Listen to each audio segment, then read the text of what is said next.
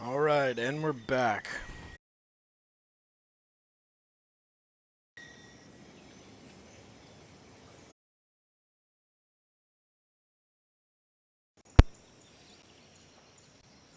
Mic was not working for a sec. Welcome back to Daily Drivers, our twice a day segment covering some of the daily drivers in my collection, giving them an evaluation and a performance rating. So, at the end of this episode, we will do a quick build breakdown and give it a score from 1 to 10. See how it ranks on the daily driver checklist. This is my work truck. We do a virtual commute every single day. 10:30 a.m. Eastern, 6:30 p.m. Eastern.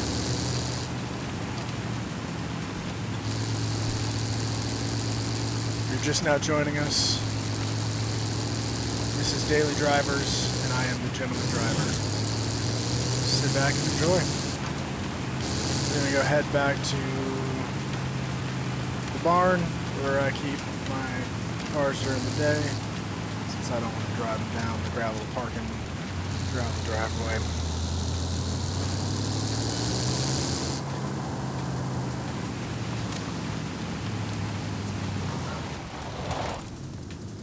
Alright, it's Friday, baby. Let's get out of Dodge.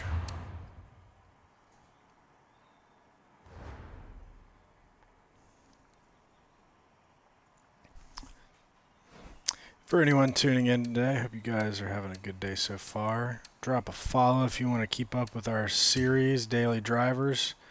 And be sure to tune in directly after Daily Drivers. We're going to take a short break. We're going to dive right into Friday Night Lights right after this. So stay tuned.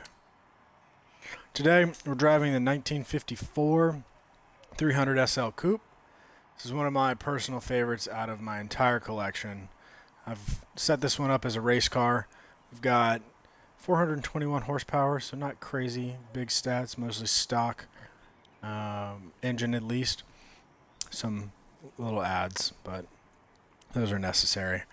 340 foot-pounds of torque, weighing in at 2685 pounds, with a front-to-back weight distribution 49% towards the front, rocking the 3.4 liter. All right, let's get into it.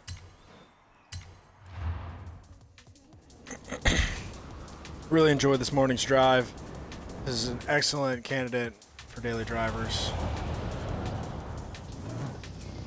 There's a lot of reasons to love this car. Change the setting real quick. It's been messing with me since this morning. Clutch is cool and all, but I have more fun this way.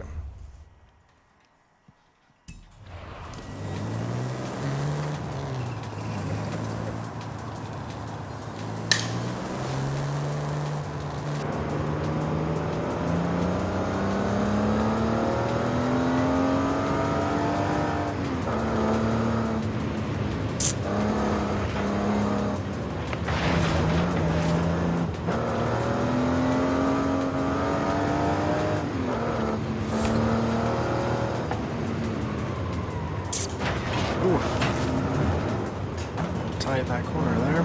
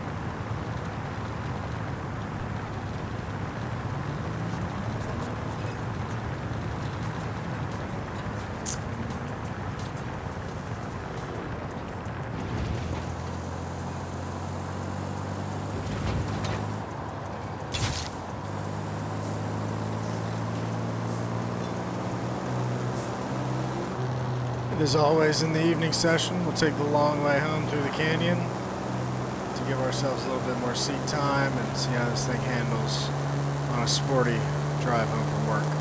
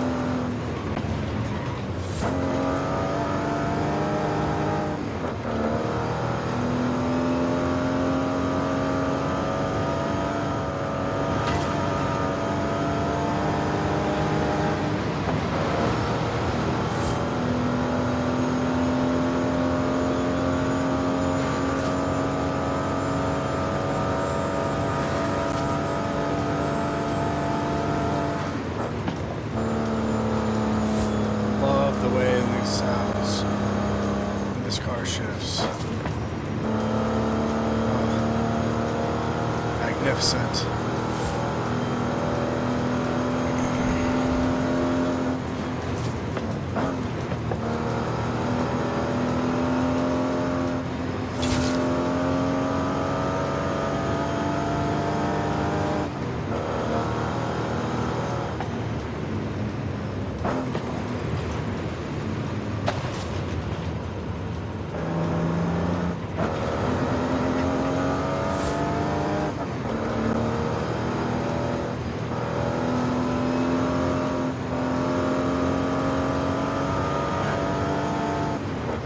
Arrived at your destination.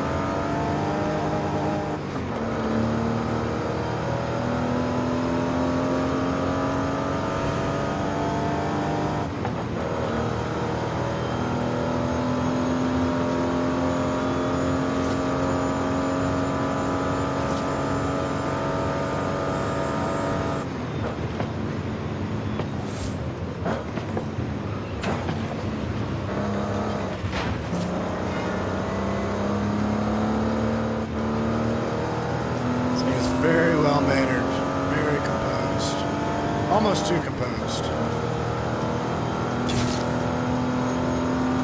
This setup is a race car.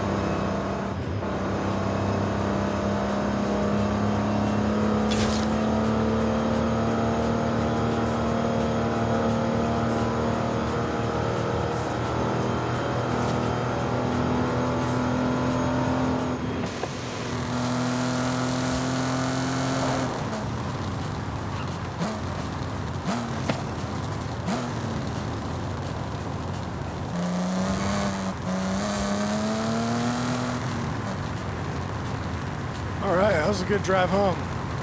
Well planted, little to no mistakes. Car is set up very well. Almost too well for a daily driver. Not a whole lot of drama. We'll do our final test of the day. Donuts in the yard. Let's see if she's tight enough to whip some donuts here in the front yard.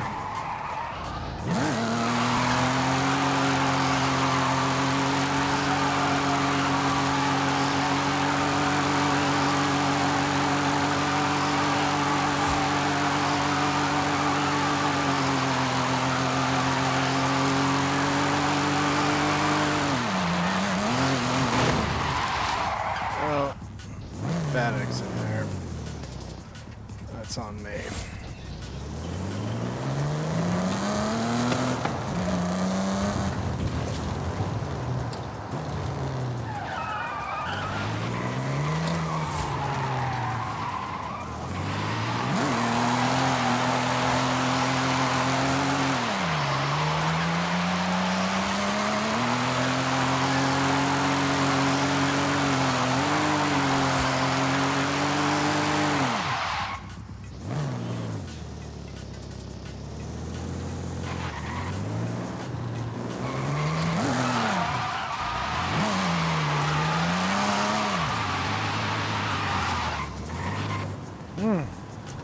Set up for that grip. Hard to break loose. Pretty good donuts though. Can't complain. Alright, let's head in. We'll do a quick build breakdown. For all those that are interested. For all our viewers, thanks for joining. Drop us a follow. Throw something in the chat. Show that you're with us. Alright, we're going to go ahead and set at home. And let's do a quick build breakdown on this car.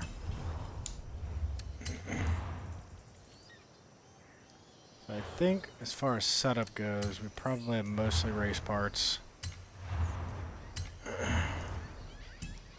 Yup, race intake manifold and throttle body, racing fuel cell and system, ignition is upgraded to race ignition. Again, full race car. A lot of my cars are set up as race cars. Some of them have more of a street ability. Yeah, all the stuff's been upgraded. So we've got the entire catalog thrown at this car. Brakes wise, racing as well. Now, interestingly enough, we do have a drift setup for our springs and dampers. Slamming it this much really gives it a lot more control in the corners than I've found in other spring setups. Seems to work pretty well, at least in this car. I think rear sway, we've got sport rear. Keep it a little bit looser, but still a little tight. And we also have street front, so a little lighter in the front and in the back. Give us this nice control that we need through the corners.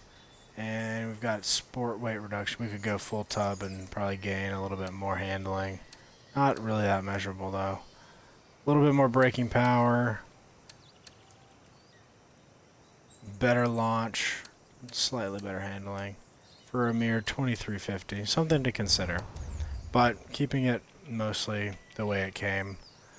As far as that's concerned, I think is probably the best direction. It's the driver's car. Got the Forza splitter up front. In the back we also have the little adjustable racing wing in the back.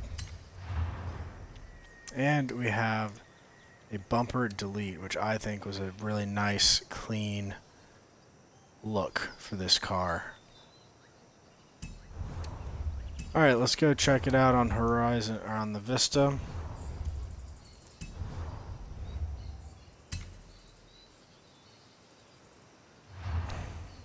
Do one quick walk around.